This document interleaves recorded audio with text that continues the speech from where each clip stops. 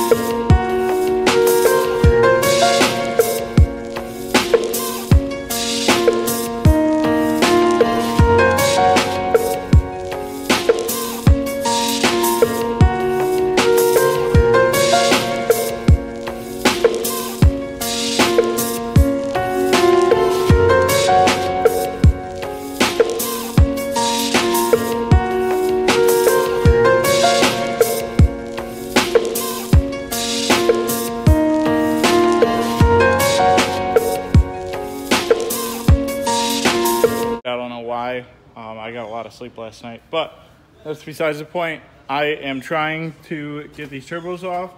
The oil and coolant feed are off. The whole spider web thing is off.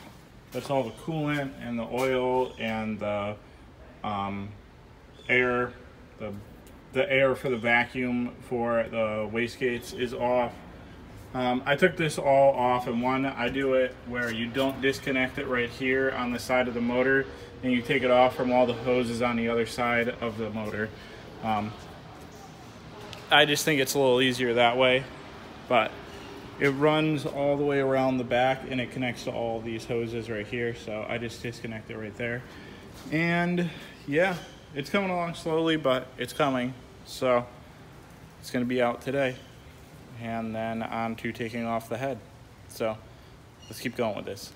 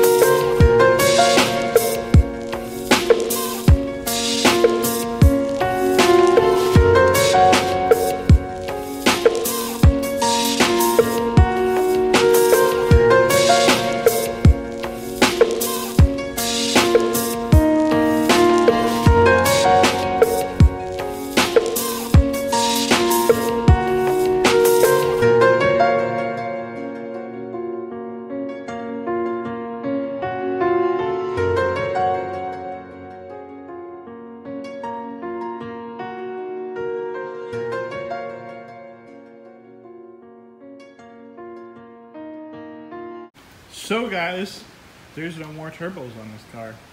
On this motor, I should say, because it's not even in the car. But they're right here on the shelf.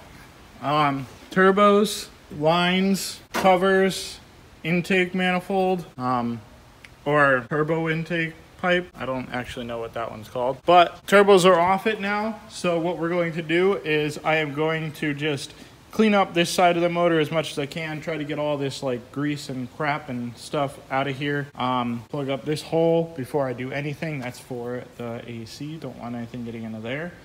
And plug up this one, as you don't want anything getting into the oil pan, and then cover up this one. This tube will actually be coming off and being replaced because we have all of the new ones. So I'm going to be taking that one off and putting the new one on.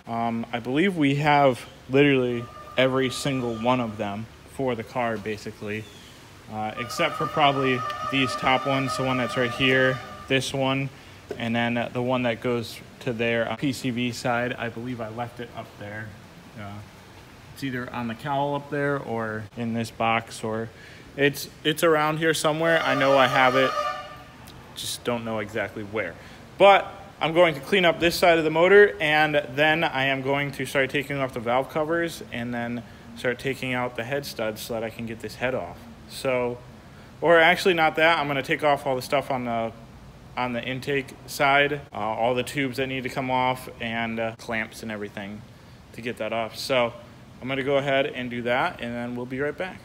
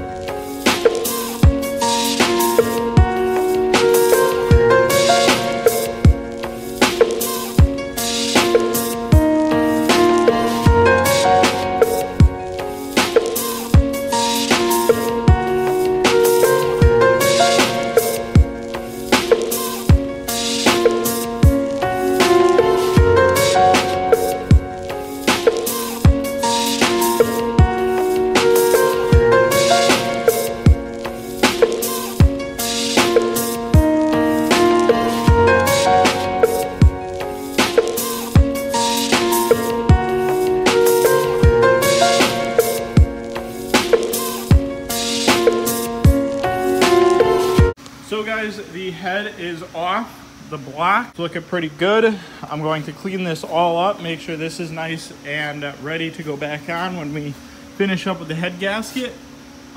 It actually blew out in cylinder 5 right there.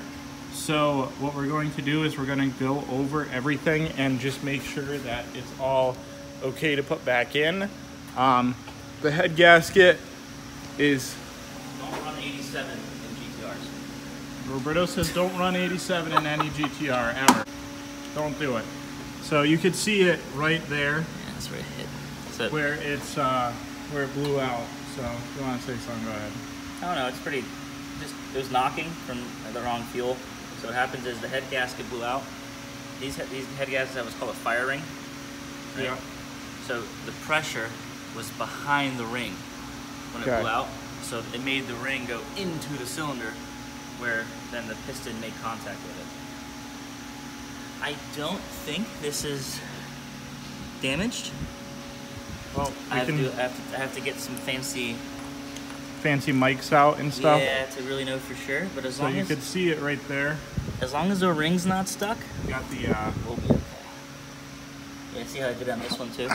So the head gasket looks like it actually blew out around here, and it transferred over to the cylinder as well. So 5 and 6 were bad. Granted, this engine ran with the blown head gasket, made no noise. That's awesome. And ran smooth.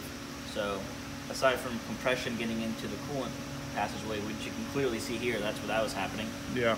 I think this is a new head gasket and go kind of thing. Okay, so you heard it. Should be savable. Roberto's not feeling too bad about it.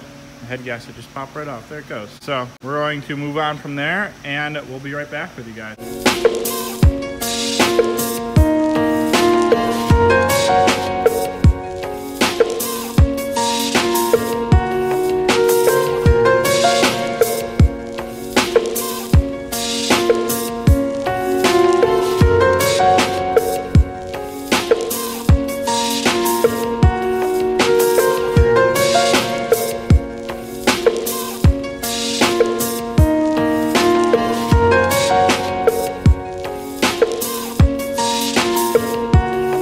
Okay guys, so the head is pretty clean, but as I was cleaning it with the little sanding disc right there, just to get all the rest of the head gasket off, Roberto told me that the customer might actually want to get it fully machined. So I'm going to hold off on finishing this up. And what I am going to do is I am going to work on the head actually. So I'm going to set you guys down in a good spot, and hopefully you guys can see it all and this comes out good.